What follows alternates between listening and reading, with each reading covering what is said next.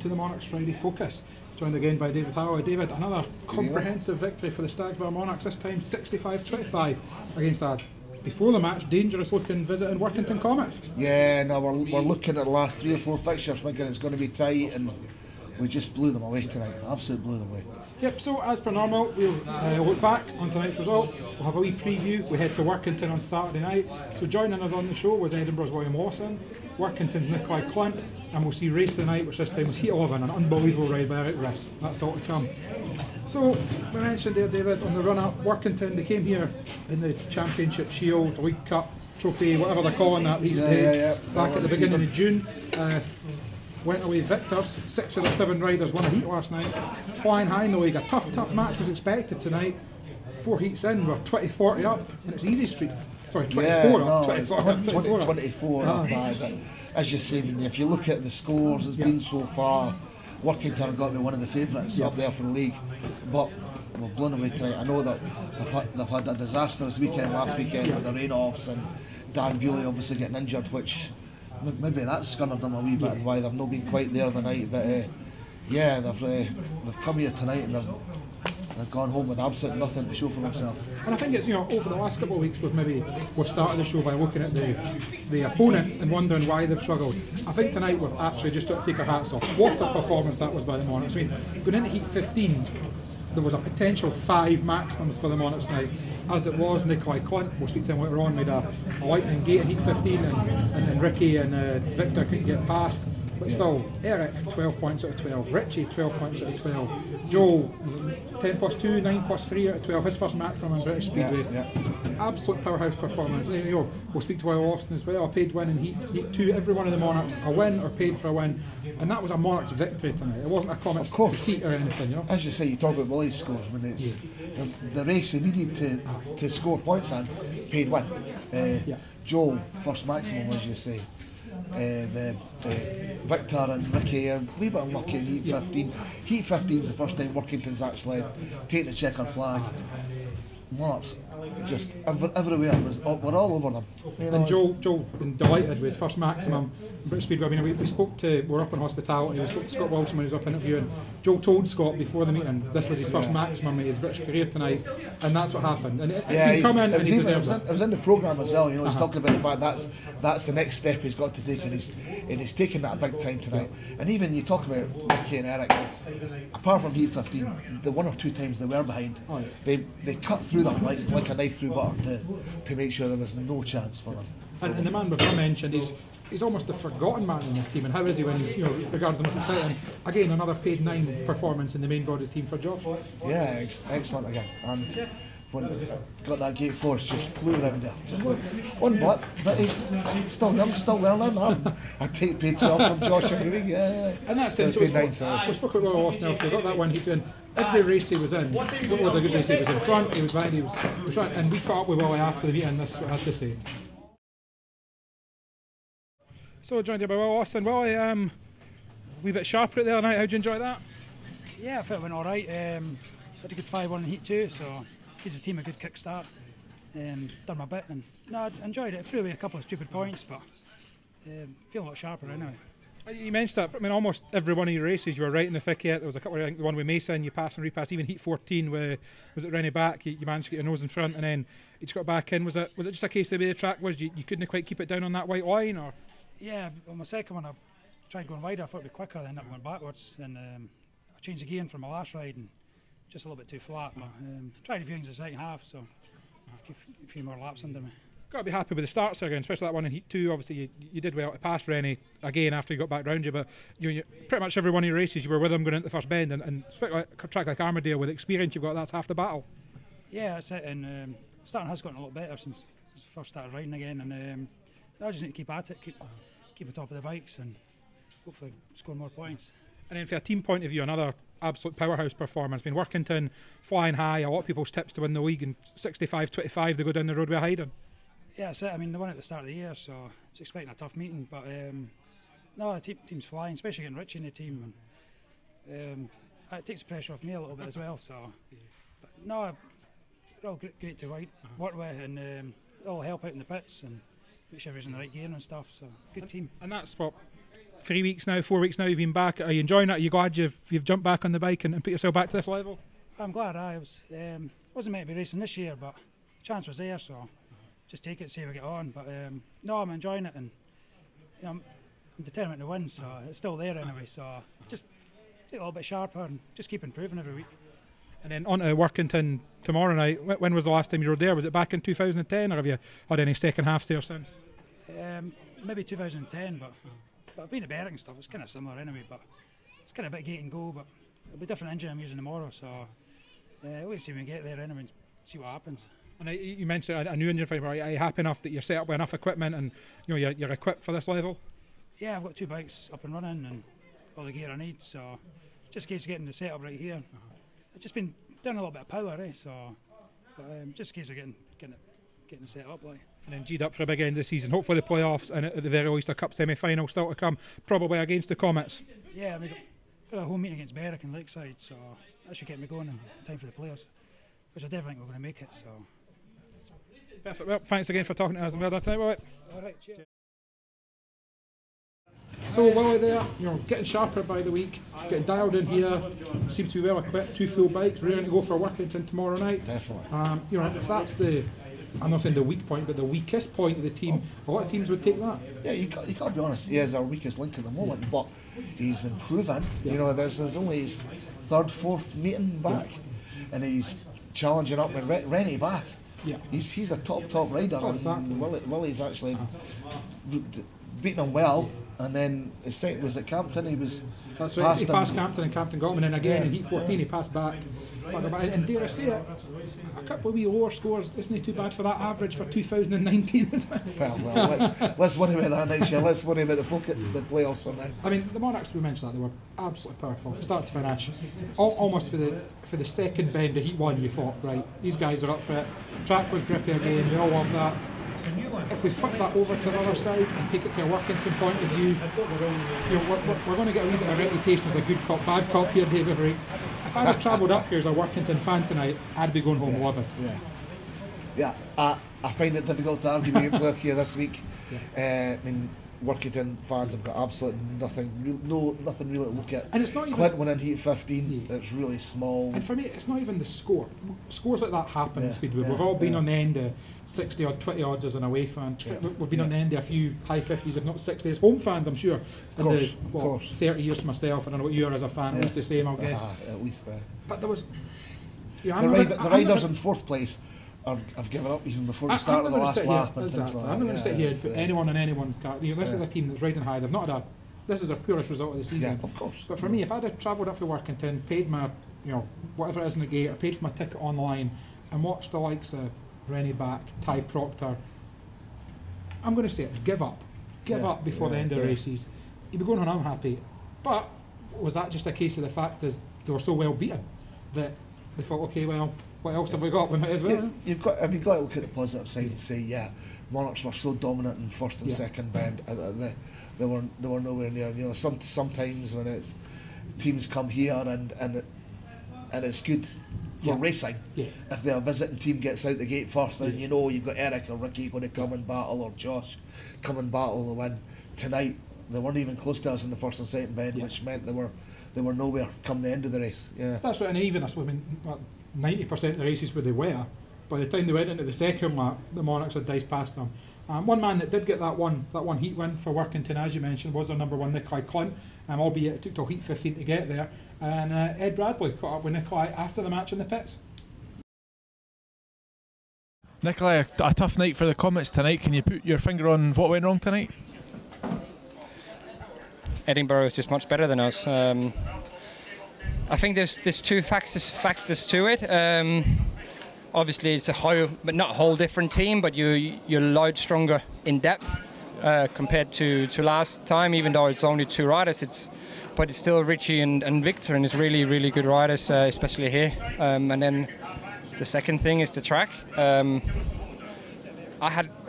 I knew there was going to be grippy the starts. There was a bit grippier than last time. I used a different motor as well, but the track was different as well. Last time it was more smooth, especially coming into turn 3, where it was wavy this time, and I think the surface was really slick. obviously the inside was grippy out the corners, and the home riders used that to their advantage, whereas last time there was more dirt on the outside, and if you made a start you could get away. So full credit, we wasn't better than the points we scored tonight, so no excuses. But a different story tomorrow, presumably. Yeah, I hope so. Well, I know so. It's our home track, and we've got to take advantage of that. And we've had a really good home run at home lately, even when Dan haven't been there. I think we got Ben Barker in tomorrow, and he's pretty good around Durban Park. So I think it's going to be a hell of a meeting. Okay, well, you won the last race at least tonight, so one bright spot, and good luck tomorrow. Thank you. Cheers, Nicolai. Thanks. Cheers. So I guess, David, if you're a Workington rider, promoter, manager, fan, whatever, you've just got to score that down. We said the same a few of the Glasgow guys last week, I guess, that okay, it hurts when you get beat that big, but an 8-point defeat's the same as a 40-point defeat on the Premier League, the Championship scorecard when it comes to 0 points. Yeah. And ultimately for Workington, they've already got the points away from home. Correct. You know, if they can get their home matches in, Big get them all done before the cut-off point, they will be in the playoffs. Yeah. You know, and I'm sure if they come back here in the playoffs, they'll be better than they were tonight. Yeah. And presumably the KO Cup, they're still to come here of course, as well. Yeah, they're a big chance of that. Assuming they're 10 points up going into the home leg against Newcastle, so you would expect that. But you're right. Yes, and I mean, as I said already, they've got their points away. They have been pretty dominant at home. Yeah.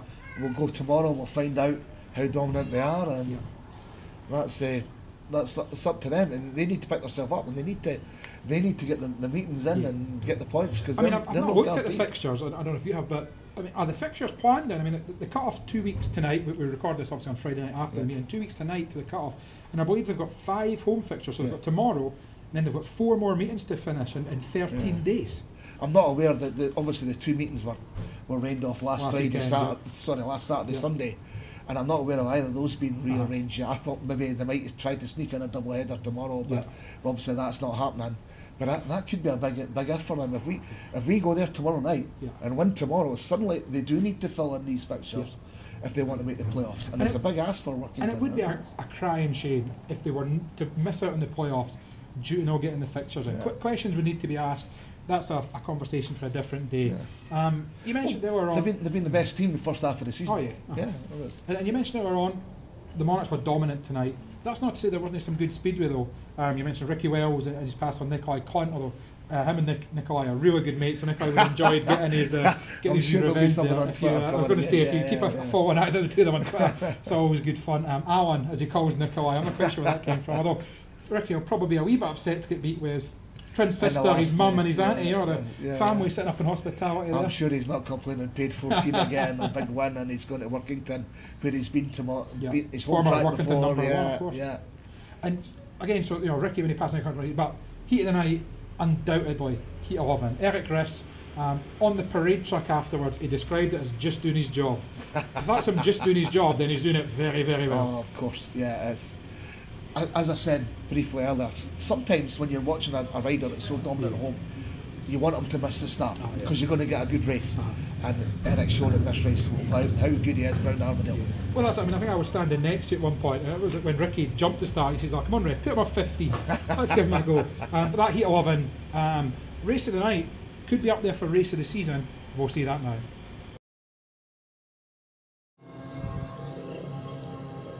Heat 11, it's Eric Riss from gate 1, Nicolai Klindt gate 2, William Lawson gate 3, and the final rider replacement is Rennie Bach.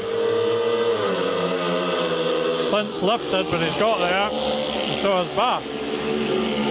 Riss coming hard up the inside, but the Comets lead the way. So they finally made a start. Here comes Riss down the inside, very hard inside Klindt. Lawson's not far away either. Now Riss trying to line up Bach.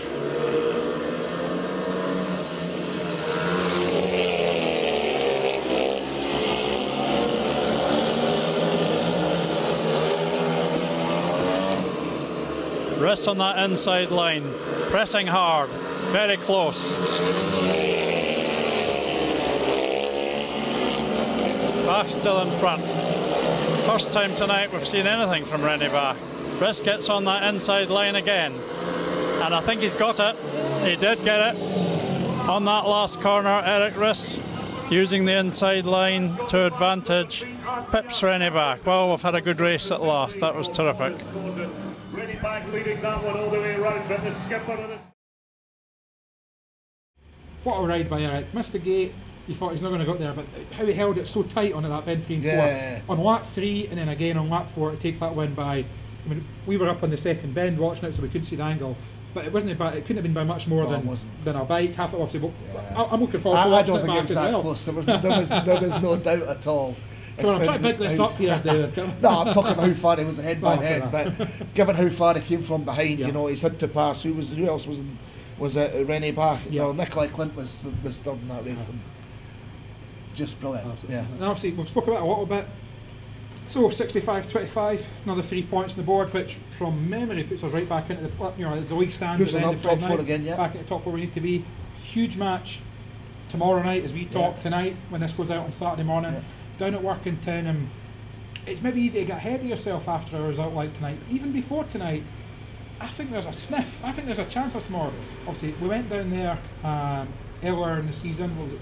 47-43 if memory serves in the Championship Shield. On a match that I was a little bit disappointed that we didn't manage to win. We threw some points away. There was a few incidents. I know Rennie back and Eric had a wee set too. Joe Anderson had sort of wound himself up a wee bit too much. I think the pit marshal tried to take his cut off and he reacted and he just got himself out of the right frame of mind. But we go down there in form. Obviously, we've added Richie Warwick to the team, a track that I've been reliably informed by my spies in the Glasgow camp, i.e. Derek Smith. He really enjoys, so we'll hope for another big performance. And Workington, and being at home, but teams, and unfancied teams that have got into the high 30s, the 40s there, I'm thinking there's a point there for us tomorrow night. And if you're being blunt, if we're going to be in the playoffs, we need to we've got 2 away matches left. They're both difficult matches, but they're both we don't matches want to rely on other teams getting nothing. No, we're a point ahead on the away points gained, home points up just now. But all it takes is a Glasgow away point or draw, an Ipswich away point or draw, and we're right back in it. If we could get something tomorrow and push ourselves on, it would be huge. We really need to make sure, as you say, take it out of, put it into our hands. That's what a result tomorrow will do. Yep, and of course, is it 7 o'clock tapes up, I believe, tomorrow night? Yep. You'll be there, David. Unfortunately, I won't. East End Park calls me for a huge soccer championship grudge match between Dunfermline and Inverness. I'd rather be out watching the Well, we all know how that story unfolded during the week. But do keep an eye on the Monarchs Facebook page, the Monarchs Twitter, the Monarchs official website for live updates if you can't make it there. And then, of course, it's on to Sunday. Then Eric and Ricky take on the challenge for the Championship Riders individual. A track at Sheffield. Ricky's a former Sheffield number 1. Eric, probably not his favourite track, but they were both there last week. Exactly. They've had a look on it. I think with the amount of dirt they got taken off the track last week, it's probably not going to be what it looks like on Sunday, depending on the weather. But there's 16 riders there. They're on average, they're 2 of the top riders in the league. They've got to be in with a shout. And you look at that field. There's you've got your Craig Cooks, your Scott Nichols, but when I look at that field, I don't see a big favourite. So, a dark horse, say like an Eric, we've seen what he could do at the 4s. He went through the card, albeit that was at red card and not Sheffield, but in a calibre of that field, he went through the card. I've not looked at the full field since Chris Harris pulled out. I don't know who replaces Chris Harris. Yeah, not sure, but I don't think there's anything else really pulled out. No, I think as far as I'm aware, so both of them in with a chance. Although I'll put this on record, and I could end up looking very silly here come Sunday night. A wee outside bet for me would be Michael Pantoft. I think he's had a good season, and if he finds it, he could be one in the mix. But our 2 guys will go there, and who knows, we could have a wee bit of silverware in the bag come Sunday night. Oh, that's all good, all good confidence builders for them for another couple of meetings come up. But if you're going to push me, I'll push for Ricky as the former track. So perfect. There we go. So hopefully Dave's right, and we get a Monarchs winner, and Michael Pantoft second. So I don't know, like an idiot. How does that? Sorry, Eric second. And Michael Pantoft third. So I don't know, we're an idiot. That'll do the job.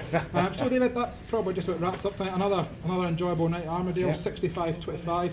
Another rout for the Monarchs. Well, and we've got the next playoff contenders coming next week with Lakeside Hammers. That's right, another big one next week, Lakeside to come. But as I say, do keep an eye on the Monarchs official website tomorrow night. 7 o'clock tapes up at Workington. If you can't be there, cheer on the boys for your front room. But beyond that, thanks again for joining us. Good night. Thank you.